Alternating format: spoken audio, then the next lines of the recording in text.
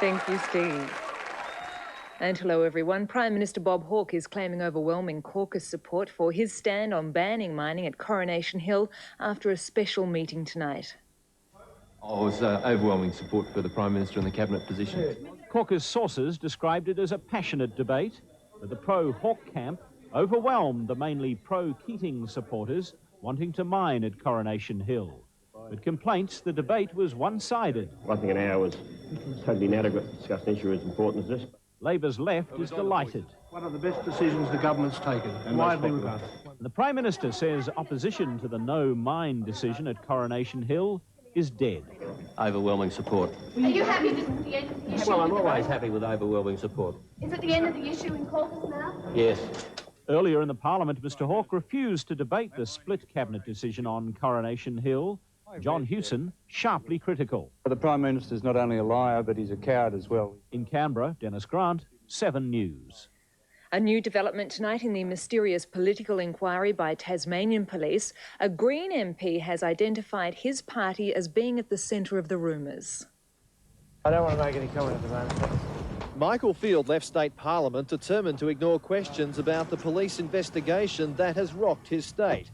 The Premier has spoken to police and has ordered public servants to cooperate with the inquiry. Detectives say they are investigating leading Tasmanian figures for possible breaches of Acts of Parliament. The police are refusing to name names or release specific details, but tonight the Greens declared themselves as the centre of the rumours. It had something to do with the Liberals' contention, which they've been trying to erect over the last few weeks, that there were some inducements given to the Greens to enable them to form an accord with the Labor Party 2 years ago. Now, that's just totally untrue. And now some late news in brief. India's new Prime Minister is certain to be PV Narasimha Rao, who was tonight elected leader of the Congress I Party to succeed the assassinated Rajiv Gandhi. Former Australian Governor-General Sir Ninian Stephen may not be needed for the second round of Northern Ireland peace talks. The Protestant parties have threatened to walk out of the talks if the British Minister for Northern Ireland meets the Irish Foreign Minister next month. A Gold Coast toddler has survived after being trapped underwater in his stroller for 10 minutes. His grandmother was walking the little boy near the Nerang River when the pusher got out of control and rolled into the water. 2 policemen heard the woman's cries for help and jumped in and pulled the boy out, still strapped into his pusher. I was lucky enough to jump straight in and I just jumped straight on top of him. That's all I can say. A medical team rushed to the park. They battled to revive the 18-month-old boy, then rushed him to an ambulance. Late tonight, the little boy was in a stable condition in hospital. A word like hero never sits comfortably with anybody, I don't think. But it'll be sitting on Coffs Harbour schoolboy Mitchell Hancock for a while yet.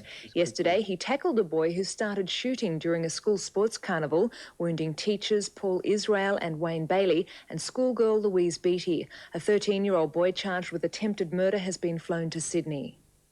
Well, it's enough to start another mutiny. The good ship Bounty sold to the Americans and at a bargain basement price.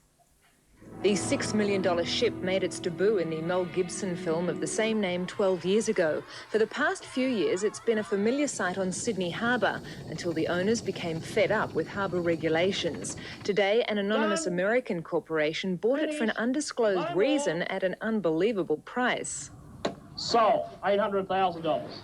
For 75 years, George Salious has been flying his own plane. Today, on his 91st birthday, he decided he wanted to fly without one. Piggyback with an instructor, George dropped into the Guinness Book of Records as the world's oldest skydiver. That was really a trip. Unbelievable. And Steve, that's our news tonight.